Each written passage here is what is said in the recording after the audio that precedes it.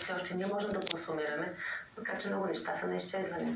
Аз доколкото разбирам, освен отпадане на ограниченията, които коментираме днес, фермерите имат нужда от допълнителна подкрепа и стимули в своето производство. Ами не само има много добри практики, наръчници добри практики в Европа, където... Това са новините в 15:30. Аз съм Радинала Бусърска. Добър ден, първо акцентите. Крачка по крачка. А всяка крачка към природата. Говорим. Разбира се, говорим, т.е. гласуваме стандарт C2.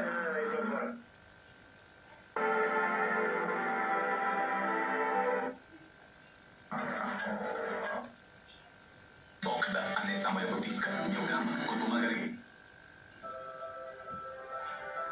Какво щях да правя без вас сега? Когато сте ми най-нужни. Успокой се, какво става?